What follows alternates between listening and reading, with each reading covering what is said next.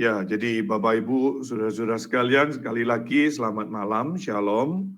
Selamat kita bertemu kembali di dalam kasih Tuhan kita Yesus Kristus melalui kelas pengajaran iman Kristen atau PIK online bersama dengan saya, Sundoro Tanuwijaya dari Pelayanan Garam di Bali.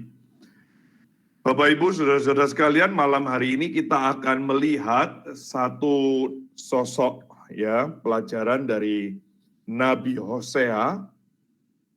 Malam hari ini kita akan melihat dan minggu depan ya, kita akan melihat bagian yang kedua Hosea. Jadi kita akan 2 kali pertemuan melihat di dalam Hosea ini dan persoalannya apa. Mari Bapak Ibu, saudara-saudara sekalian, kita masuk di dalam doa sebelum kita membahas di kitab Hosea ini. Saya mengajak kita masuk di dalam doa. Bapa di dalam surga, kami bersyukur untuk hari ini. Kami bersyukur untuk waktu-waktu yang kami lewati. Kami sungguh bersyukur untuk kasih setia yang Tuhan sudah nyatakan kepada kami. Kami orang-orang yang tidak setia. Kami orang-orang yang cenderung menyeleweng karena keberdosaan kami. Karena pengenalan kami yang begitu kecil dan sedikit. Tetapi kiranya malam hari ini Tuhan memimpin kami sehingga kami boleh mengerti siapa sejatinya Tuhan kami, dan hal itu boleh membawa kami, menarik kami untuk terus hidup di dalam kesucian dan kekudusan Tuhan. Setia di dalam Tuhan, seperti Tuhan setia adanya kepada kami. Terima kasih Tuhan, mari berkati hamba-Mu yang Kau tahu, berkati kami dengan pergumulan kami masing-masing. Di dalam Kristus Yesus Tuhan kami memohon, kami berdoa. Amin. Amin. Ya, Bapak Ibu, saudara-saudara sekalian, Hosea, saya memberikan lebih dulu pendahuluan, ya. Yang pertama ini saya akan memberikan tema, subtemanya adalah kesetiaan ilahi, ya, saudara-saudara. Saya akan berikan kesetiaan ilahi, baru minggu depan kita akan melihat bagian yang kedua adalah pemulihan ilahi. Bapak Ibu, saudara-saudara sekalian, Hosea itu memiliki akar kata yang sama dalam bahasa Ibrani, itu dengan Yesus, Yosua, Yesaya, Yehua, Yehuda, ya, itu sama, artinya adalah keselamatan. Ya. Siapakah Hosea ini? Hosea ini adalah seorang nabi yang hidup pada abad ke-8 sebelum Masehi. Ya. Dan urutan kitab Hosea ini adalah dia bagian yang pertama dari 12 nabi kecil. Dan kalau saudara lihat, hanya di dalam Hosea dan kitab Zakaria, walaupun dia dikategorikan nabi kecil ya, tetapi dia terpanjang ya. Hosea dan Zakaria ini terpanjang 14 pasal. Ada 14 pasal. Di antara ke-12 nabi-nabi kecil ini, hanya Hosea dan Amos yang dipanggil untuk melayani kerajaan utara. Nah, di sini biasanya disebut nama lainnya adalah Efraim. Nanti kalau saudara membaca di Hosea, saudara akan menemukan itu Efraim. Dan itu dia ada di dalam masa pemerintahan Yerobeam. Ya, Yerobeam itu siapa? Saudara masih ingat kan ya, setelah Salomo berkuasa, anaknya Rehabeam itu berkuasa dan akhirnya pecah ya. Yang 10 itu ke atas utara dipimpin oleh Yerobeam, dan yang 2 itu ada di selatan ya, di bawah pimpinan Rehabeam. Jadi pada masa raja ini ya, waktu Yerobeam ini saudara ya, situasi kondisi tatanan sosial ekonomi pada waktu itu sangat baik. Makmur ya, tetapi secara moralitas mereka mengalami kemerosotan moral yang luar biasa. Dan saat-saat seperti itulah Hosea dan Amos bernubuat mengenai keruntuhan daripada kerajaan utara. Jadi saudara-saudara, Hosea itu hidup sejaman dengan Yesaya, Mika, ya, yang Tuhan tetap taruh ya. Yesaya dan Mika itu ada di selatan ya, di Yehuda, dan di utara ada Hosea dan Amos, gitu ya. Alkitab mengajarkan bahwa Hosea dan Yeremia itu unik, saudara ya. Nabi Hosea dan Yeremia itu diminta Tuhan untuk menempuh begitu banyak kesulitan, banyak sengsara. Ya.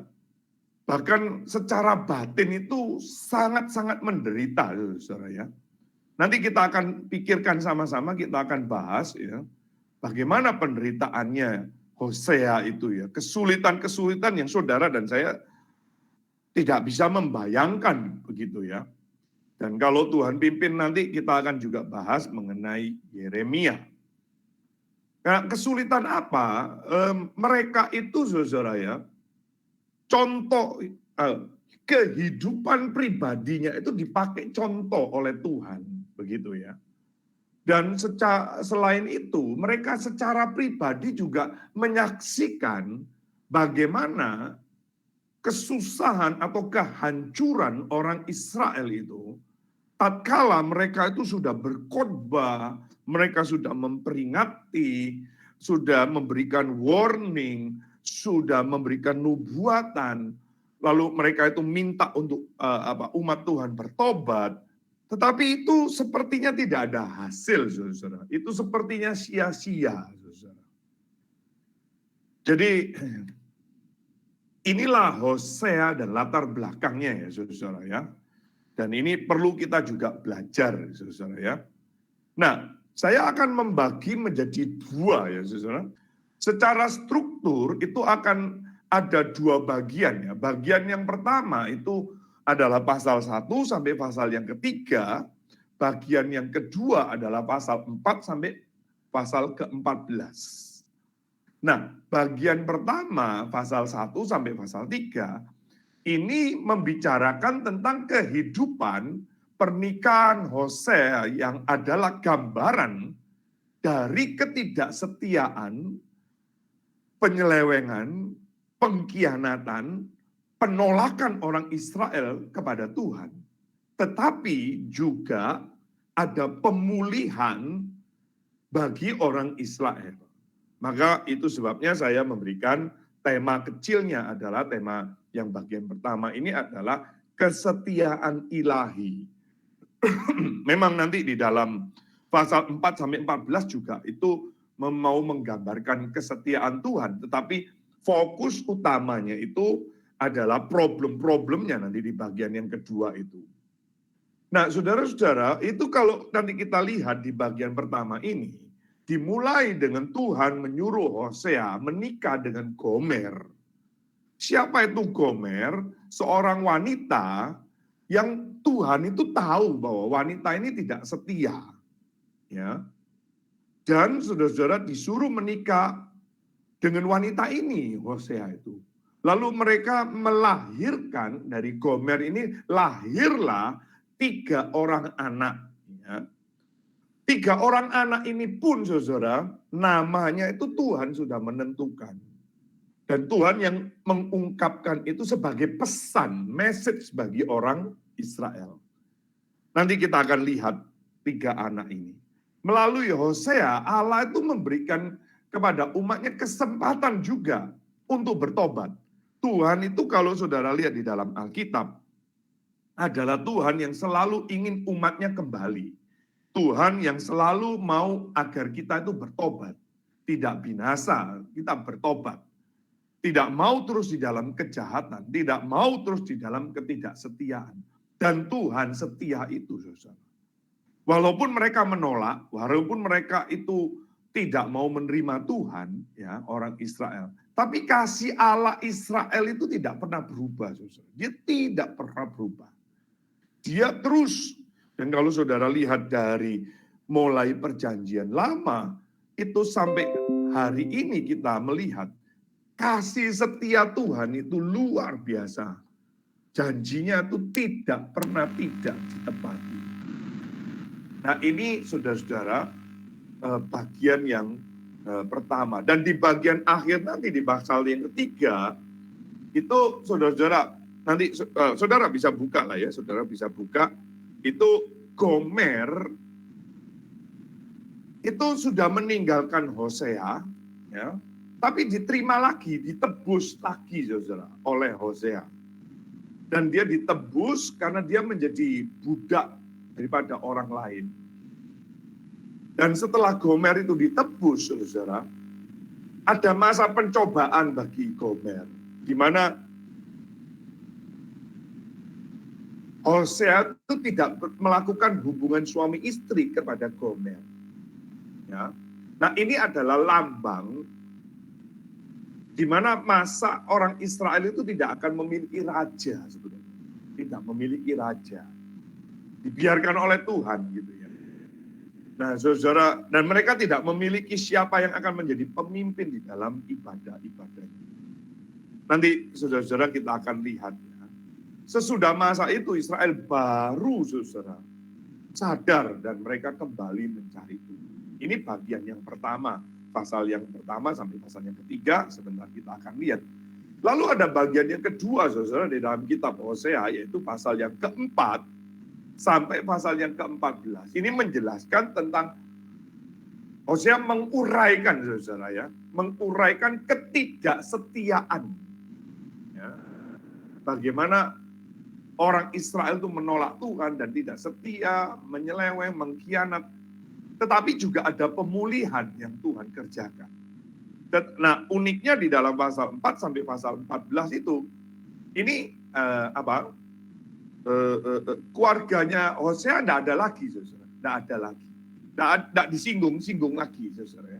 Jadi cuma pasal 1 sampai pasal 3 saja. Nah ini sebabnya saya berikan bagian ini adalah pemulihan ilahi. Itu minggu depan kita akan lihat. Saudara-saudara nanti bisa lihat ya, ini saya masih kasih preview dulu ya. Preview dulu. Pasal 4, pasal 6, pasal 7, pasal 8 itu diuraikan dosa-dosanya orang Israel. Khususnya mereka di dalam penyembahan berhala kepada Baal. Lalu pasal 5 dan pasal 13 itu membahas hukuman yang akan diterima oleh orang Israel. Karena apa? Orang Israel mencari perlindungan itu kepada Asyur, ya, kepada Mesir, ya, bukan kepada Tuhan. Mereka tidak meminta permohonan perlindungan kepada Tuhan, tapi mereka minta kepada raja-raja kafir gitu ya di luar Israel. Pasal 9 dan pasal 10 saudara menceritakan nasib yang akan dialami oleh Israel dalam pembuangan dan penindasan orang Asyur, ya, orang Aram gitu. Nah, pasal 11 itu sebuah refleksi yang sangat baik, yang dalam memungkinkan kita untuk melihat jauh ke dalam hati Allah yang kasihnya itu tidak terbatas. Itu bahasa Ibrani-nya itu disebut dengan hesed gitu ya.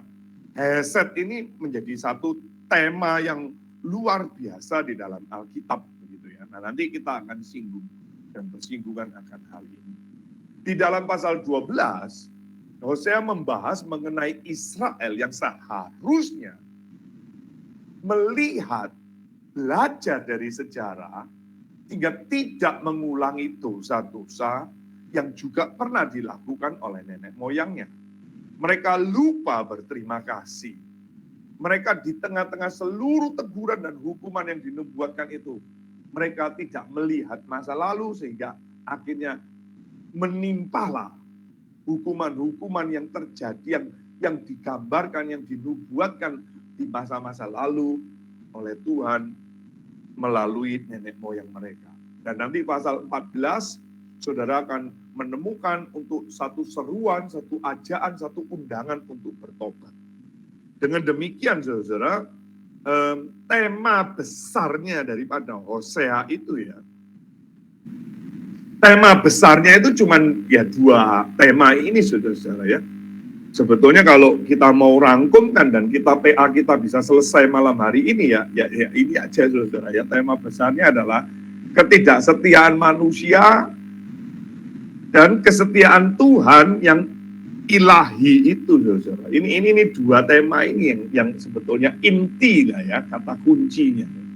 Jadi kalau saudara merasa sudah cukup dari kelas PIK ini ya saudara bisa tutup Google Meet-nya ini lalu saudara sudah selesai dan saudara langsung mengatakan saya sudah ngerti kitab Hosea ya ini aja, ketidaksetiaan manusia dan kesetiaannya Tuhan, itu aja saudara bisa tinggalkan.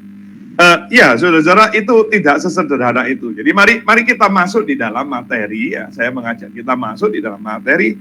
Kita melihat ya bagian yang pertama saudara ya, itu pasal 1 ya. Pasal 1 itu turunkan Pak ya, pasal 1 ya, oke. Jadi ini saudara-saudara, ini menceritakan keluarganya Hosea sebagai gambaran ketidaksetiaan umat Allah. Mari kita lihat saudara-saudara di dalam pasal 1 ayat yang 1 ini ya saudara-saudara.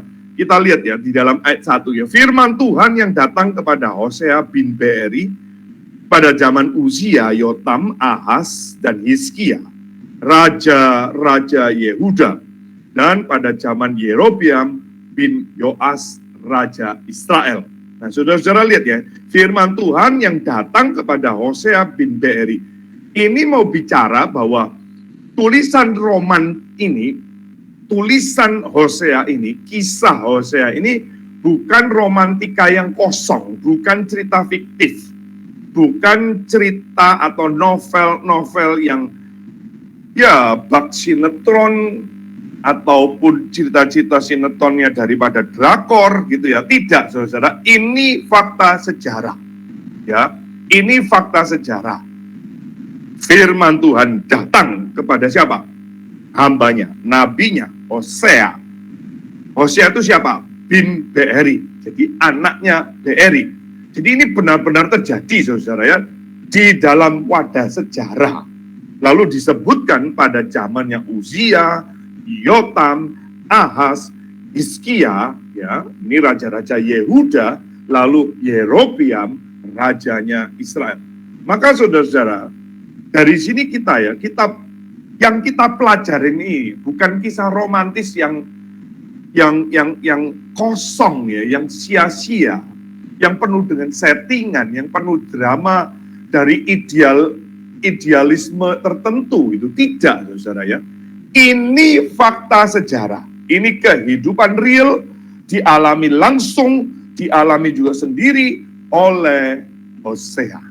Dan ini bukan settingan, bukan mitos, bukan cerita omong kosong, tetapi ini terjadi.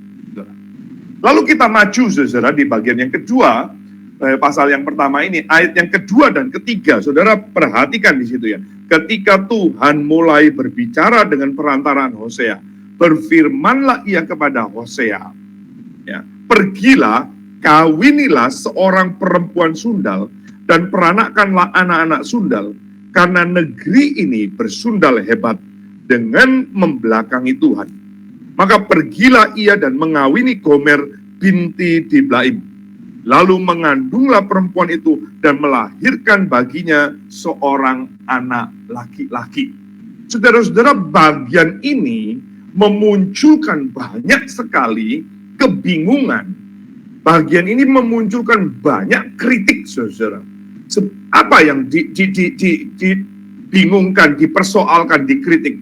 Bagaimana mungkin Allah yang suci, Allah yang kudus, memiliki nabi yang suci, memiliki hamba yang suci pula, tetapi disuruh menikah, diminta menikahi seorang perempuan sundal. Bagaimana mungkin? Kritik mengatakan Tuhan macam apa ini? Saudara tidak akan mengarahkan anak saudara untuk menikah. Saudara, Saya punya anak-anak, saya selalu ingatkan kepada mereka untuk mencari pasangan yang seiman. Itu secara moral mereka baik-baik saja. Ini Tuhan loh. Tuhan ya saudara menyuruh hambanya menikah, mengambil seorang istri dari seorang yang namanya Gomer, perempuan sundal. Di terjemahan yang lain, saudara akan menemukan perempuan yang suka bersundal. Saudara-saudara, inilah kesulitan yang saudara dan saya tidak bisa memahami, tidak mudah untuk kita menerima. Bagaimana mungkin ini sebuah misi kemustahilan yang terjadi di dalam wadah sejarah. Tetapi ini juga sejarah mencatat Hosea taat melakukan ini, saudara-saudara. Hosea menjalankan sesuai dengan perintah Tuhan. Saya secara pribadi, saudara-saudara, kalau mendengar atau membaca ini, ataupun kalau Tuhan ngomong sama saya secara audible, saya akan mengatakan, loh Tuhan nggak salah, Tuhan. Emangnya di kampung saya itu stok nggak ada kah? Emangnya di gereja sebelah nggak ada kah stok yang lain? Kenapa saya harus menikah dengan seorang perempuan sundal? Nah, Bapak Ibu, saudara-saudara sekalian, mari kita lihat di dalam Perjanjian Lama, di Imamat, pasalnya yang ke-27, juga ada peraturan, saudara-saudara.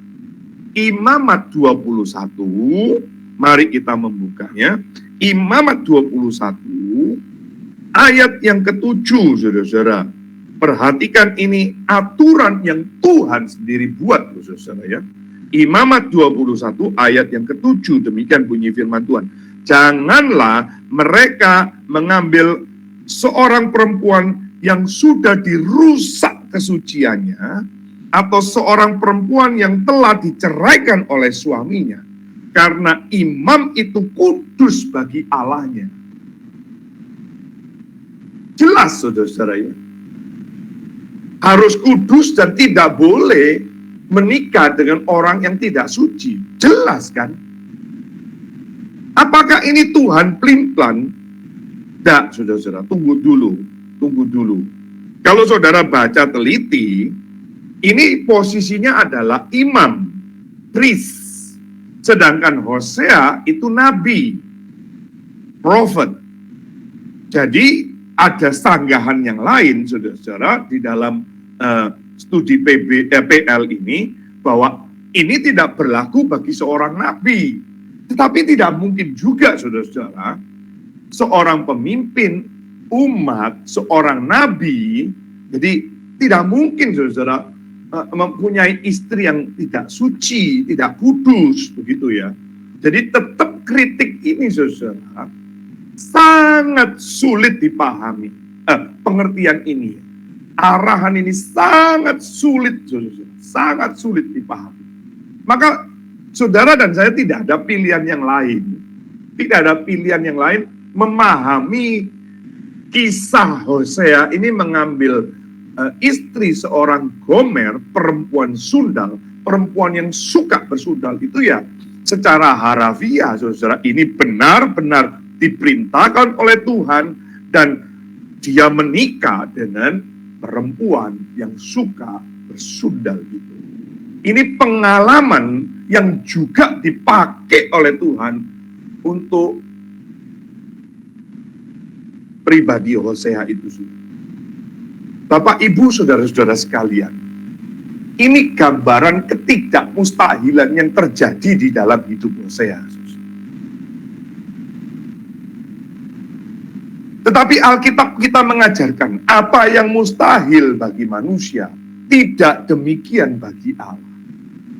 Dan itu kita kenal, saudara-saudara, yaitu ketika konsep inkarnasi itu sedang terjadi. Maria mengatakan, bagaimana mungkin saya mengandung padahal saya belum bersuami. Lalu Tuhan mengatakan, apa yang tidak mungkin bagi manusia, mungkin bagi Tuhan. Inkarnasi. Ketaatan Hosea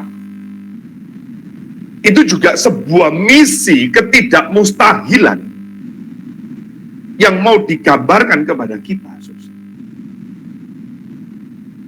Nah, saudara, di dalam inkarnasi Allah jadi manusia. Bagaimana mungkin Allah yang suci turun ke dalam dunia yang cemar ini? Allah yang tidak terbatas menjadi manusia, memakai tubuh yang terbatas seperti saudara dan saya. Bagaimana mungkin? Allah yang menciptakan segala sesuatu, dialah pencipta itu. Lalu dia berinkarnasi menjadi ciptaan. Bukankah ini sebuah misi kemustahilan? Dan ini dilakukan oleh Kristus Yesus Tuhan kita.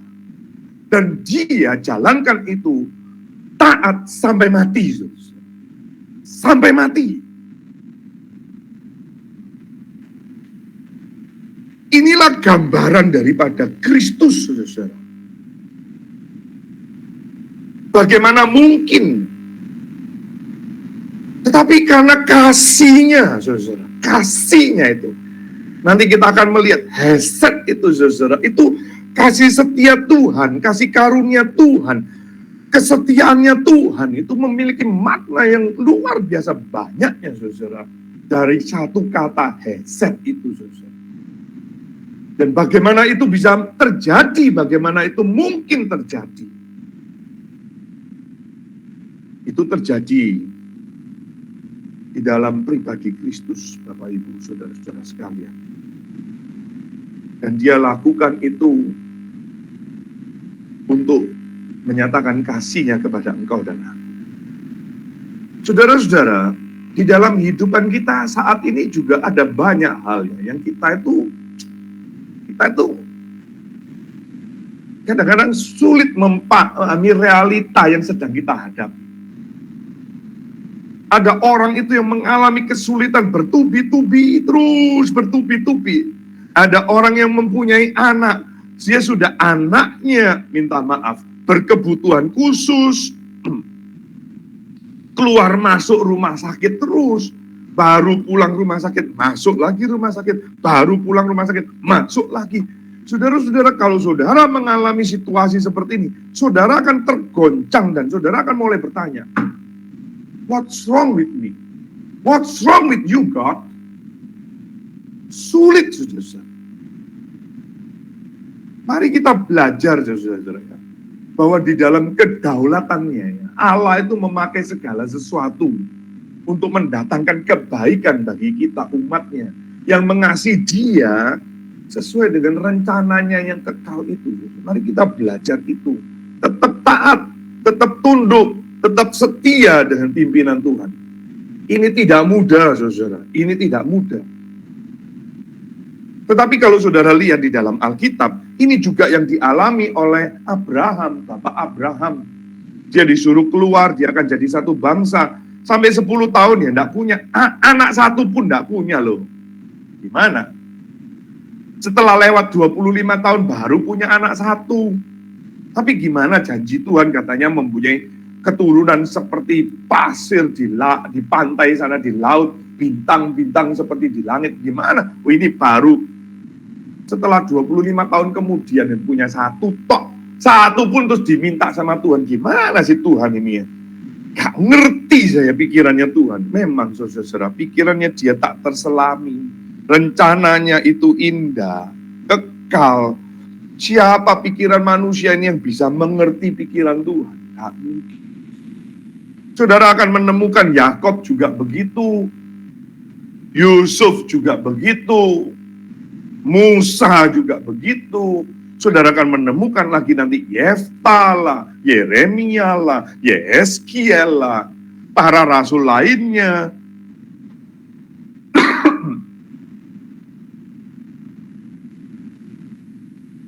Ada yang sampai digergaji. ada yang dibakar hidup-hidup. Bapak Ibu, saudara-saudara, ada banyak hal yang kita kadang-kadang tidak bisa memahami sekarang. Bahkan mungkin sampai mati kita tidak memahami. Mungkin baru kita pahamin itu di surga sana. Tapi mari, bagian kita adalah belajar taat. Belajar taat.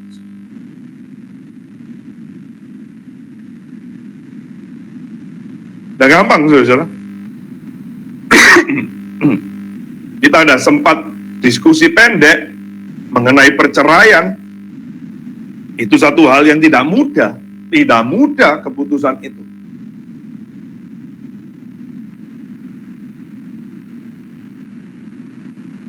Pembuktiannya bagaimana? Tapi ini jelas sekali loh ini. Aduh, saya disuruh menikah dengan perempuan yang suka bersundal, yang suka sundal. Tunggu dulu dong bro. Bagaimana mungkin ini? Bagaimana ini? Saudara, tidak mudah. Inilah yang dialami oleh Hosea. Lanjut saudara, di bagian yang ketiga masih di dalam pasal yang pertama ini. Ayat 4 sampai ayat yang ke-9. Itu lahirlah anak-anak yang dari Gomer ini saudara. Pertama anak-anak Gomer ini namanya Yisrael. Ini anak laki-laki. Yisrael, anak laki-laki. Ini anaknya Gomer dengan siapa ini tadi? Hosea, saudara. Saudara bisa lihat nanti maaf, ayat yang keempat itu ya saudara. Ayat yang keempat. Kemudian berfirmanlah Tuhan kepada Hosea, berilah nama Yisrael kepada anak itu, sebab sedikit waktu lagi, maka aku akan menghukum keluarga Yehu karena hutang darah Yisrael, dan aku akan mengakhiri pemerintahan kaum Israel. Ini sebagai bagian nubuatan, saudara. Ya, nubuatan, tapi sekaligus pemulihan.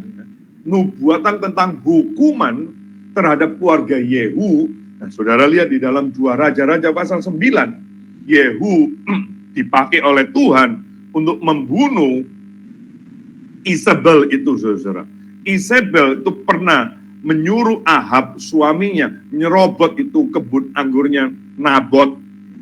Tapi akhirnya Isabel pun mati, dan itu sesuai dengan nubuatan Tuhan. Dan ini dipakai, saudara, untuk gambaran. Tetapi, saudara, kita maju di dalam ayat yang ke-6 sampai yang ke-7. Gomer melahirkan anak yang kedua, namanya Lo-Ruhama. Lo-Ruhama. Perempuan itu mengandung lagi dan melahirkan seorang anak perempuan. Berfirmanlah Tuhan kepada Hosea, berilah nama Lo-Ruhama kepada anak itu, sebab aku, ini artinya saudara, aku tidak akan menyayangi lagi kaum Israel dan sama sekali tidak akan mengampuni mereka. Tuhan mengatakan, enough, kamu bukan umatku, aku tidak akan mengampuni kamu lagi. Terus, saudara-saudara, tetapi aku akan menyayangi kaum Yehuda dan menyelamatkan mereka demi Tuhan Allah mereka. Aku akan menyelamatkan mereka bukan dengan panah atau pedang, dengan alat perang atau dengan kuda dan orang-orang berkuda. Saudara lihat ya, selalu itu di dalam firman Tuhan, selalu ada hukuman, pemulihan, keadilan, kasih. Itu selalu menjadi sejalan, saudara, paralel. Saudara. Itu paralel. Kemurahan yang Allah nyatakan itu ditolak.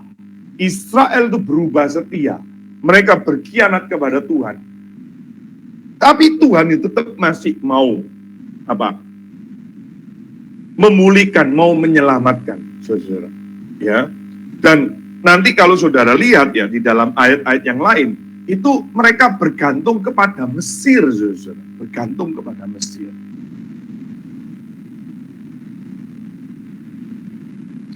Ayat yang ke-9, saudara. Ayat yang ke-9. Dia punya anak yang ketiga lagi, Gomer ini. Anak laki-laki. Ayat 8 saya baca lebih dulu. Sesudah menyapi Lo Ruhama, mengandunglah perempuan itu lagi dan melahirkan seorang anak laki-laki. Lalu berfirmanlah ia, berilah nama Lo Ami kepada anak itu, sebab kamu ini bukanlah umatku dan aku ini bukanlah Allahmu.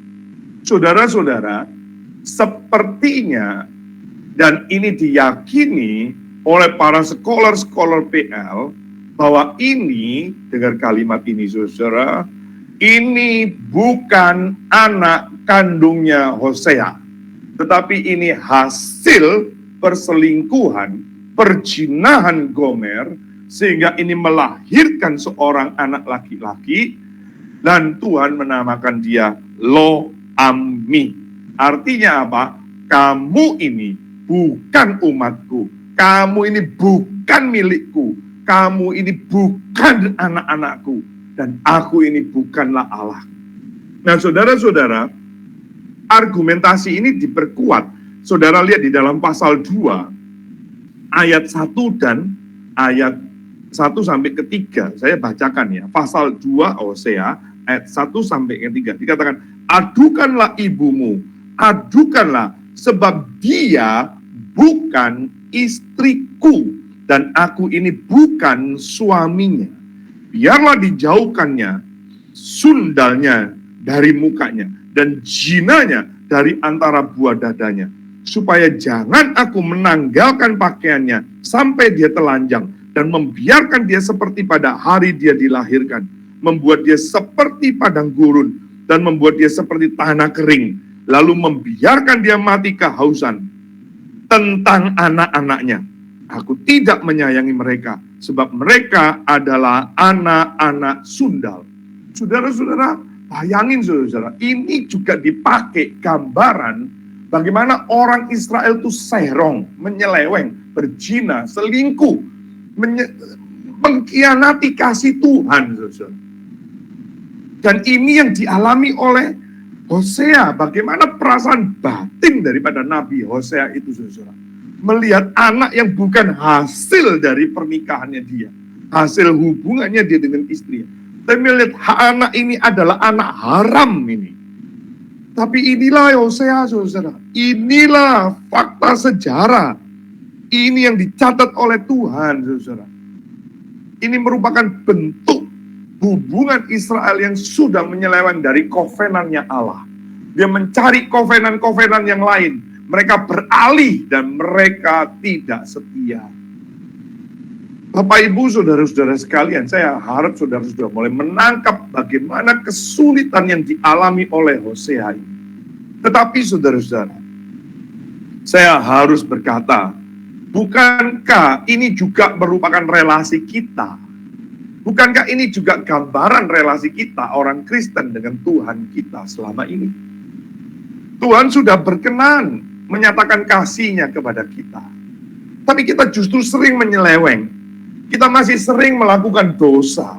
Kita sering menyakiti hati Tuhan. Dan dosanya itu lagi. Dan tidak sepenuhnya mempercayai Dia sebagai Tuhan. Itu hanya ada di mulut kita. Sebagai orang Kristen, katanya dia sebagai Tuhan, tetapi kita tidak taat. Sebetulnya kita sebagai Tuhan, tapi kita terus melakukan dosa yang menjadi kekejian, kejahatan, kedurhakaan bagi Tuhan. Kita kalau nyanyi, Dialah penolong. Kalau kita nyanyi, Dialah juru selamat kita. Tetapi bukankah kita terus-menerus masih berbuat dosa? Kitalah itu Gomer. Banyak orang Kristen yang sekalipun sudah ke gereja, saudara, bahkan sudah melayani, tapi masih juga percaya mitos-mitos nenek moyang lah, filsafat-filsafat yang kosong, ajaran-ajaran dunia yang tidak jelas, gitu ya, yang tidak ada dasar kebenaran dari kitab suci. Bahkan saudara-saudara, realitanya ya, kita itu banyak berhala di dalam hidup kita. Kita mempunyai banyak berhala di dalam hidup kita. Timothy Keller di dalam bukunya Counterfeit Counterfeit itu di dalam, dia banyak mengungkapkan berhala-berhala. Salah satunya berhala kita hari ini adalah ini HP kita ini. Ini menjadi berhala, gadget ini menjadi berhala. Sepertinya kita tidak mungkin bisa hidup tanpa gadget. Kita tidak mungkin bisa hidup tanpa wifi. Uang itu menjadi berhala. Properti kepemilikan kita itu menjadi berhala. Kita berharap kepada properti kita. Kita berharap pada keahlian kita, skill kita. Keberhasilan yang pernah saya capai. Achievement, prestasi yang pernah juga saya gapai. Itulah menjadi andalan saya, pengalaman saya. Kita bersundal, saudara. Kita bersundal. Kita berzina. Saudara mengatakan, Sundoro kamu jangan menuduh loh, jangan asal ngomong, saya tidak pernah berzina secara fisik. Ya, tetapi secara rohani itulah saudara dan saya. Itulah saudara dan saya secara spiritual. Saudara dan saya itulah Gomer yang tidak setia kepada Tuhan. Kita maju di bagian yang keempat, saudara-saudara, di dalam pasal yang pertama ini, ayat 10 sampai ayat 12. Ya, itu ada muncul janji tentang keselamatan yang datangnya dari Tuhan Allah. Di bagian yang terakhir, saudara, itu masih pasal 1, ayat 10 sampai ayat 12 ya. Ada janji pemulihan karena kasih setianya, saudara. Inilah kasih setianya, hesed. Inilah anugerah yang terbesar dari seluruh isi Alkitab kita, yaitu ada pemulihan bagi umatnya, miliknya Tuhan sendiri. Janji setianya yang tidak akan pernah berubah. Kasih karunia yang Tuhan berikan itu adalah unconditional love. Nanti kita akan kembali. Lanjut pasal yang kedua. Pasal yang kedua ini penolakan Israel, ya, dan kesetiaannya Allah. Nah, saudara bisa lihat di dalam ayat 6 sampai ayat yang ke-7. Di bagian ini kita akan menemukan bagaimana Israel itu menolak Tuhan, tidak mau terima Tuhan. Lalu mereka melakukan perzinahan, pengkhianatan, penyelewengan kepada Tuhan. Dengan cara apa? Menyembah Baal. Dengan cara menyembah Baal. Lalu saudara-saudara, Tuhan menghukum orang Israel. Ayat 8 sampai ayat yang ke-12. Karena umat Tuhan tidak setia, ada hukuman. Apa itu? Ditarik kembali kelimpahan berkatnya itu, saudara. Saudara-saudara, makanya ya, kalau Alkitab itu menulis, saudara ya, sekali lagi ya, tadi saya sudah kasih preview ya, situasi kondisi pada waktu itu, mereka itu dalam kelimpahan kemapanan. Saya tidak anti kelimpahan dan kemapanan, tetapi saudara dan saya, ketika saudara ada di dalam kelimpahan dan kemapanan, saudara harus membangun kewaspadaan. Supaya saudara tetap setia kepada Tuhan. Kalau saudara diberikan kelimpahan, saudara diberikan kemapanan, berarti ada pekerjaan Tuhan yang saudara dan saya harus kerjakan dengan limpah. Dengan lebih mapan lagi, saudara. Bukan untuk kepentingan diri sendiri. Dan akhirnya saudara lihat di dalam ayat yang ke-8, ya, ayat yang ke-8, sebab itu aku akan mengambil kembali gandumku pada masanya, dan anggurku pada musimnya, dan akan merampas kain bulu domba, dan kain lenanku yang harus menutupi auratnya. Ditarik itu sendiri, saudara, sama Tuhan tentang kelimpahan dan berkat-berkat. Lalu berhenti di situ? Enggak, dipermalukan, saudara. Ayat yang ke-9. Dan sekarang aku akan menyingkapkan kemaluannya di depan mata para kekasihnya. Dan seorang pun tidak akan melepaskan dia dari tanganku. Dipermalukan, saudara. Dipermalukan oleh Tuhan. Berhenti di situ? Enggak, ayat 10. Saudara perhatikan ayat yang ke-10. Aku akan menghentikan segala kegirangannya, hari rayanya, bulan barunya, dan hari sabatnya, dan segala perayaannya. Ada kekosongan batin, saudara. Nanti waktu kita lihat bagian kedua minggu depan, saudara. Walaupun orang Israel itu ada perayaan-perayaan, walaupun mereka mengadakan ibadah, ritual-ritual, tapi sebetulnya kosong, saudara. Kering batinnya. Moralitasnya anjlok, tak karu-karuan. Lalu ayat 11, saudara lihat ya. Aku akan memusnahkan pohon anggurnya dan pohon aranya, yang tentangnya dikatakannya ini semua pemberian kepadaku, yang telah dihadiahkannya kepadaku oleh para kekasihku. Aku akan membuatnya menjadi hutan, dan binatang-binatang di padang akan memakannya habis. Akan ada petaka, akan ada bala, hama, kecelakaan. Lalu ayat 12, berhenti di situ, belum saudara. Ayat 12. Dan aku akan menghukum dia karena hari-hari ketika dia membakar korban untuk para Baal. Ada para Baal, saudara. Berhias dengan anting-antingnya dan kalungnya, dan mengikuti para kekasihnya, dan melupakan aku. Demikianlah firman Tuhan. Melupakan aku, melupakan Tuhan. Saudara, mereka lakukan penyembahan berhala. Sebetulnya itu sudah hukuman, saudara. Itu sudah hukuman. Kalau ada orang melakukan penyembahan kepada berhala, itu sudah hukuman. Mereka dibebani dengan tuntutan-tuntutan penyembahan itu. Dituntut untuk ini, untuk itu, dan lain sebagainya. Melakukan ritual-ritual, hukum-hukum daripada berhala itu. Itu sudah menjadi hukuman, menjadi beban yang berat. Bapak, Ibu, saudara-saudara, sekali lagi ya.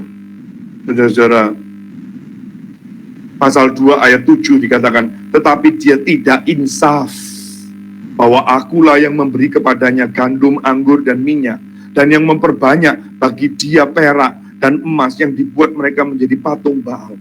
Mereka tidak insaf, tidak bertobat. Tuhan selalu menghendaki pertobatan. Mau terus kita bertobat, sadar keberdosaan. Tapi sekali lagi Israel dibutakan, sehingga dia tidak pusing dengan yang maunya Tuhan. Dia memikirkan diri sendiri. Saudara, ini yang terjadi. Berikutnya, ayat 13 sampai ayat yang ke-22, bagian yang berikutnya, tentang tindakan Allah yang tetap setia terhadap umatnya. Walaupun mereka tidak setia, Tuhan itu tetap setia. Ini juga merupakan satu bagian yang sulit kita pahami. Karena begitu besar kasihnya. Inilah hesed itu, saudara. Kalau saudara membaca di dalam Hosea ini, saudara akan menemukan ada kegeraman, ada kemarahan atas pengkhianatan yang dilakukan oleh umatnya, oleh istrinya. Tapi saudara, cinta yang dimiliki oleh Tuhan, atau Hosea dalam ini wakilnya, tidak juga pudar, tidak tenggelam, tidak juga putus, tidak juga terhapuskan, tidak juga diceraikan. Inilah saudara-saudara yang dikatakan unconditional love, cinta yang tidak bersyarat. Hesed, saudara.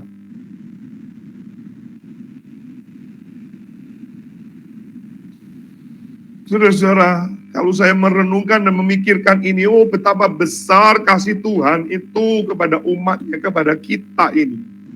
Saudara lihat itu ya, ayat yang ke-17. Aku akan mengikat perjanjian bagimu. Bukankah tadi Tuhan sudah menghukum, aku akan menghukum, aku akan memusnahkan, aku akan membuatnya mereka begini dan lain sebagainya. Tetapi ayat 17, saudara lihat, aku akan mengikat perjanjian bagimu pada waktu itu, dengan binatang-binatang di padang gurun, dan dengan burung-burung di udara, dan binatang-binatang melata di muka bumi. Aku akan meniadakan busur panah, pedang, dan alat perang dari negeri, dan akan membuat engkau berbaring dengan tentram. Ayat 18, aku akan menjadikan engkau istriku untuk selama-lamanya. Terus saudara, kita tidak setia, tapi Tuhan terus setia. Kasih setianya itu untuk selama-lamanya, saudara. Dan aku akan menjadikan engkau istriku dalam keadilan dan kebenaran, dalam kasih setia dan kasih sayang. Ayat 19, saudara perhatikan, baca baik-baik. Kalau bisa saudara ikut baca di tempat saudara masing-masing. Ayat 19. Aku akan menjadikan engkau istriku dalam kesetiaan, sehingga engkau akan mengenal Tuhan. Oh saudara-saudara, betapa besar kasih Tuhan kita. Saya tidak punya hati sebesar Hosea ini, saudara. Saya tidak punya keluasan hati seperti Hosea ini. Saya tidak punya kedalaman cinta yang seperti Hosea ini. Saya tidak punya ketaatan seperti Hosea ini, saudara. Tetapi ketika saya baca ini, hati saya terus gemetar. Lihatlah saudara-saudara, lihatlah apa yang dilakukan oleh Tuhan kita. Untuk terus agar kita ini umatnya kembali kepadanya. Kembali, jangan terus-menerus berdosa. Kembali kepada kasih-Nya. Sumber kepuasan hidup kita yang sejati. Tidak ada yang lain. Tidak ada yang lain. Dia akan menjadikan kita istri untuk selama-lamanya di dalam kesetiaannya. Sehingga kita mengenal Tuhan. Bukankah hal ini sering terjadi di dalam kehidupan saudara? Ada banyak hal yang menarik perhatian kita untuk berpaling dari kesetiaan kita kepada Allah, bukan? Ada sepak bola sedikit kita sudah abaikan. Ada kesibukan sedikit langsung kita tinggalkan jam-jam ibadah. Ada kesibukan sedikit lalu tinggalkan pembacaan Alkitab kita. Kita dengan mudah loncat, langsung lihat TikTok, langsung lihat IG, langsung lihat Facebook, langsung lihat medsos kita. Tetapi kita tidak begitu lincah membuka Alkitab kita, bukan? Lihatlah hidupmu dan hidupku.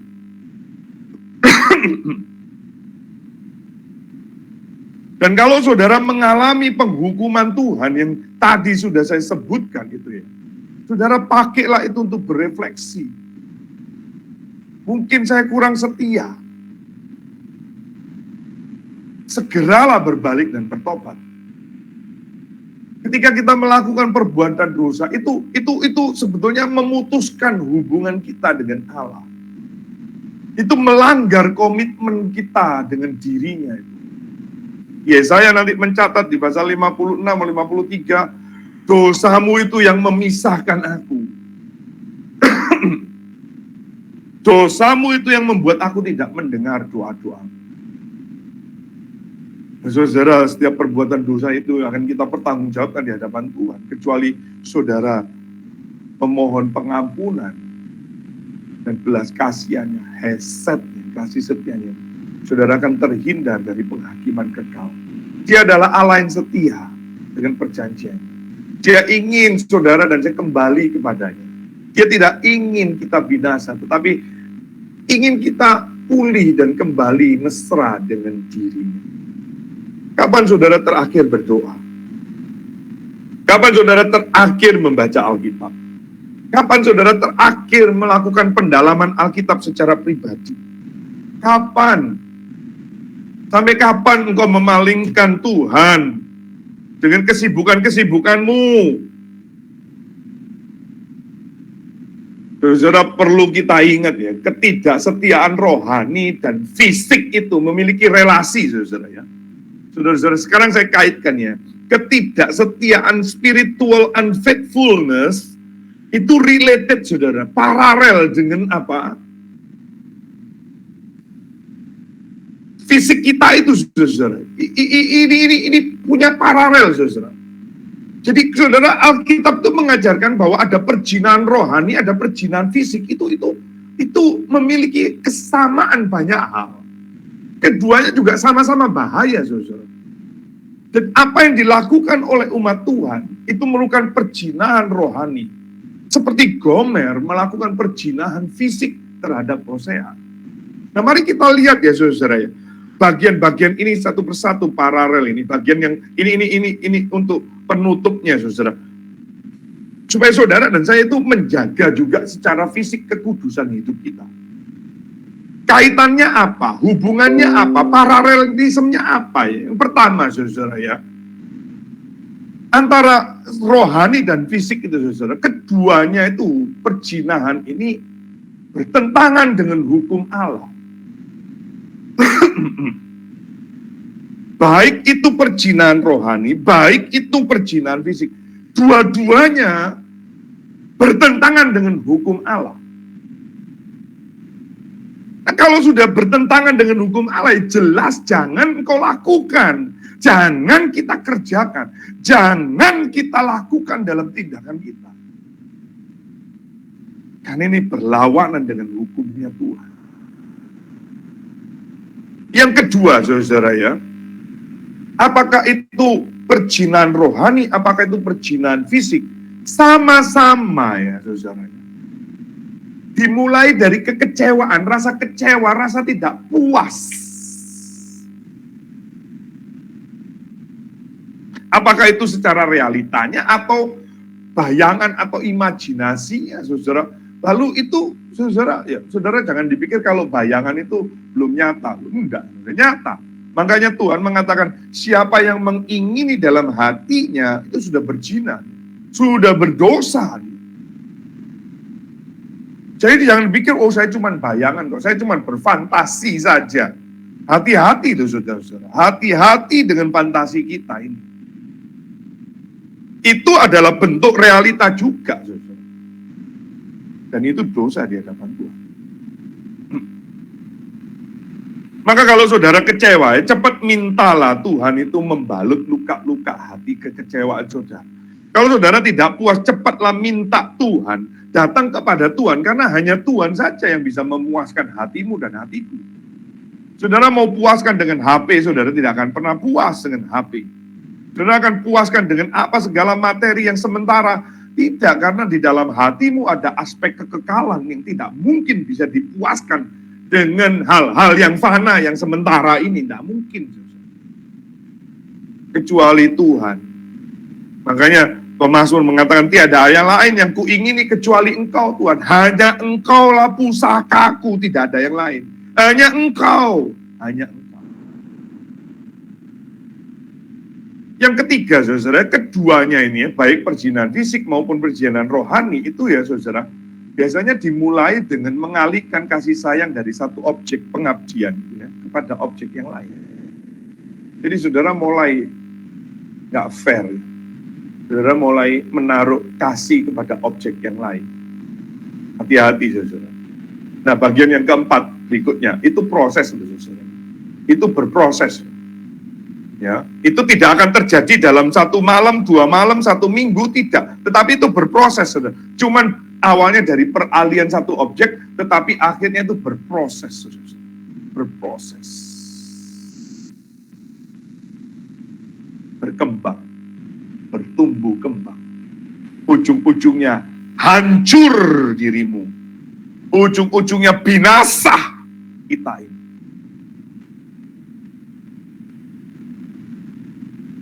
Amsal Soleman mengatakan siapa yang berbuat zina itu bodoh. Dia menghancurkan dirinya. Malunya tidak akan terhapus. Amsal Soleman pasal yang ke-6, saudara akan menemukan.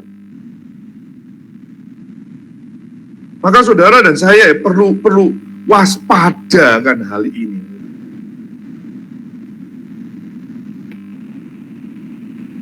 Yang berikutnya adalah baik perjinahan fisik maupun perjinahan rohani. Keduanya itu melibatkan, ya awalnya cuman apa? Keinginan, imajinasi. Seandainya ya, kalau aku sama dia, seandainya aku bisa dapatkan, seandainya aku bisa memiliki, seandainya, itu saudara hati-hati. Ya, mirip dengan poin yang ketiga dan keempat tadi. Itu akhirnya berkembang. Ini paralel.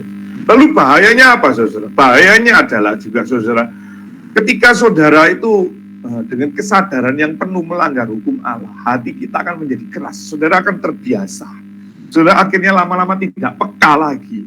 Kalau itu salah dan itu tidak lagi membuat saudara lagi perlu berelasi dengan Tuhan, saudara akhirnya jauh, makin jauh, akhirnya engkau semakin rusak, engkau akan semakin hancur. Maka kalau malam hari ini engkau mendengar, kalau malam hari ini engkau ada seperti ini kondisi, cepat kembali, cepat bertobat, cepat tinggalkan itu. Jangan diteruskan.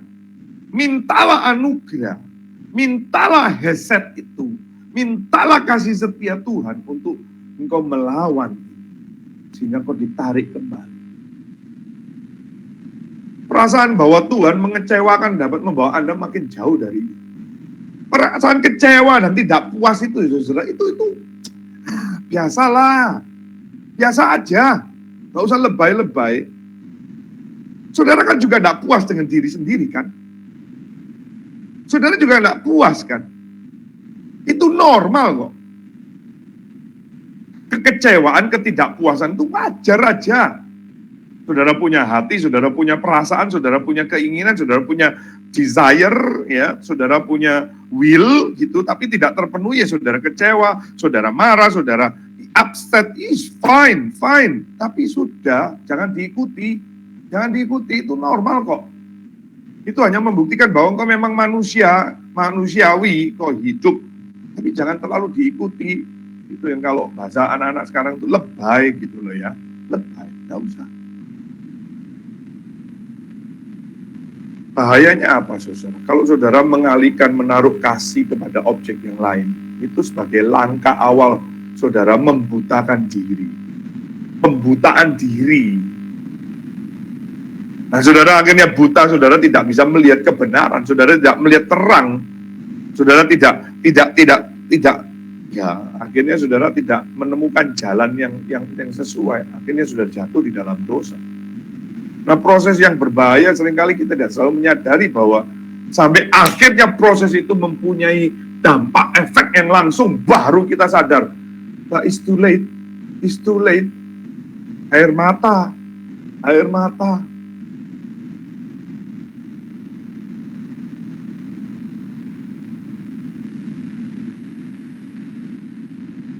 Fantasi-fantasi semacam itu hanya menciptakan PHP, saudara. Harapan-harapan yang palsu.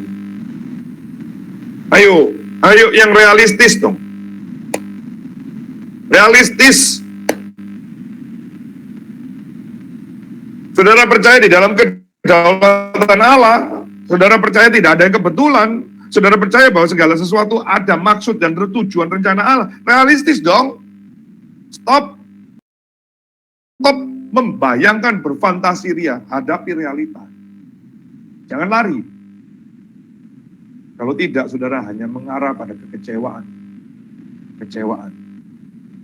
Dan hanya menjaring angin saja. Bapak, Ibu, dan saudara-saudara sekalian, inilah yang dikerjakan oleh Kristus kepadamu dan kepadamu. Dan inilah yang dikerjakan oleh Allah di dalam sejarah keselamatan. Dia terus setia. Di dalam 2 Timotius pasal yang kedua dikatakan, walaupun kita tidak setia, dia tidak bisa menyangkali dirinya, dia tetap setia. Saya berdoa, saya berharap malam hari ini saudara yang mendengar, seberapa banyak saudara yang mendengar, ada 33 di Google Meet. Di mana ini, di YouTube ada berapa ini ya? Kok nggak lihat ini view-nya berapa di YouTube? Saya berharap saudara, berapapun saudara yang sebanyak Tuhan munculkan dan gerakkan, kiranya saudara mau belajar setia, belajar taat, walaupun meskipun saat ini kau nggak mengerti, kerjakan apa yang Tuhan mau kita kerjakan sampai kita melihat kemuliaan. Kita hanya mengatakan puji Tuhan. Haleluya. Terpujilah Engkau Tuhan, gunung batu keselamatan. Mari kita berdoa. Mari kita berdoa. Bapa di dalam surga, kamilah Gomer itu. Kamilah orang yang tidak setia itu. Tuhan sudah mati di atas kayu salib. Bahkan waktu kami masih berdosa, Tetapi kami terus juga, walaupun kami mengaku sebagai umat-Mu, kami mengaku beribadah kepadamu, tapi kami terus masih selalu menyedukakan hati-Mu. Kami tidak menyenangkan hati-Mu, kami tidak mengerjakan kehendak dan rencana-Mu. Terus kami masih memiliki berhala-berhala di dalam hati kami, berhala-berhala di dalam hidup kami. Ampuni kami ya Tuhan. Terima kasih untuk janji keselamatan, janji penghiburan, janji pemulihan, janji kasih setia Tuhan. Sehingga Engkau menjadikan kami mempelai-mempelai Kristus di dalam kesetiaannya. Dan kami boleh mengenal Engkau di dalam kekudusan dan kesucian Tuhan. Terima kasih Tuhan, berkati umat-Mu, berkati hamba-hamba-Mu. Kasihanilah kami, gereja-Mu. Di dalam nama Kristus Yesus Tuhan kami. Amin. Ya Bapak Ibu Saudara-saudara, minggu depan kita akan lanjutkan di bagian yang kedua mengenai Hosea, ini tentang pemulihan ilahi. Di bagian kedua ini nanti konsepnya masih tetap sama, kehidupannya Hosea dan Gomer, tetapi tidak ada disinggung. Tapi prinsipnya saudara sudah tangkap, saya harap saudara sudah menangkap pada malam hari ini, dan nanti minggu depan kita akan lihat lagi mengenai pemulihan ilahi ini. Lalu yang berikutnya saudara, saya ingin sampaikan bahwa kami masih membuka kesempatan untuk saudara mau berbagian di dalam pekerjaan Tuhan lewat pelayanan garam. Kami memerlukan untuk pembelian satu sepeda motor sebesar 32 sampai 36 juta lah saudara ya, tapi saya munculkan 34 juta. Sudah ada kumpul kurang lebih 10 juta. Nah, kalau saudara ada tergerak mau berbagian, silakan hubungin kami. Lalu beasiswa juga masuk, masih ada ya. Ada ibu yang di Pare-Pare, saya juga minta maaf masih belum bisa. Kalau aku lupa terus karena masih banyak urusan yang lain. Lalu yang berikutnya saudara bisa ikuti kelas-kelas kami yang lain, yaitu melalui YouTube, melalui podcast kami, Spotify atau Anchor, dan saudara bisa ikut dan saudara bisa subscribe dan lain sebagainya lah. Berikutnya saudara, jika saudara diberkati melalui pelayanan ini, saya mendorong supaya saudara juga mengajak, mengundang saudara yang lain untuk boleh ikut juga di dalam kelas ini, agar sama-sama diberkati dan kita bertumbuh kepada mengarah kepada Kristus dan menjadi serupa dengan Kristus. Dan jika saudara bersyukur mau berbagian di dalam persembahan, saudara bisa menyampaikan persembahan syukur saudara di gereja dimanapun saudara Tuhan tempatkan. Dan kalau saudara mau salurkan melalui kami pelayanan garam, saudara bisa hubungi nomor saya dan nomor bagian bendahara untuk boleh kami kelola dan kami kerjakan untuk pekerjaan Tuhan di Bali, di Indonesia Timur, dimanapun yang Tuhan sudah taruh. Ini kiranya Tuhan menolong dan memakai kita. Mari kita akhiri di dalam doa. Ada hambanya Bapak Yesaya Pen Lobang. Bolehkah memimpin dan menutup kita di dalam doa hambanya? Ya boleh Pak. Ya. Kita berdoa. Hanya oleh karena kasih karunia dan anugerah-Mu yang besar bagi kami, sehingga malam hari ini kami dapat belajar kebenaran firman Tuhan. Bagaimana kami sebagai manusia yang tidak layak, yang berdosa, yang banyak kekurangannya, tapi karena anugerah-Mu sehingga Tuhan sudah memimpin kami sampai di dalam iman kepada Kristus dan terus ingin supaya bertumbuh dan belajar di dalam Kristus. Dan kiranya di dalam iman percaya kami, terus kami belajar bertumbuh di dalam Tuhan dan terus mengabarkan iman keselamatan, itu Injil Kristus. Terima kasih, kami ucap syukur kepadamu malam hari ini. Kami dapat belajar kebenaran firman Tuhan melalui Hosea, bagaimana pemeliharaan Tuhan. Dan Tuhan menyatakan kasih-Nya yang begitu besar. Dan kami bersyukur hamba Tuhan yang sudah menyampaikan pada kami malam hari ini. Dan kami semua yang mendengarkan, biarlah kami dapat belajar, bertumbuh, dan dapat melayani bersama.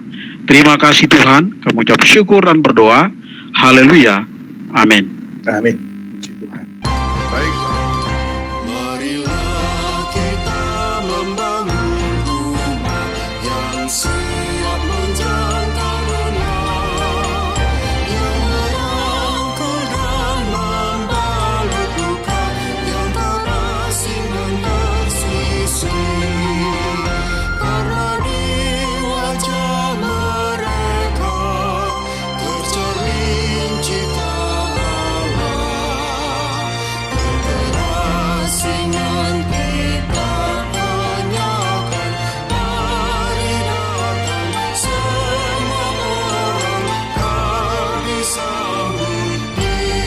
Yesus.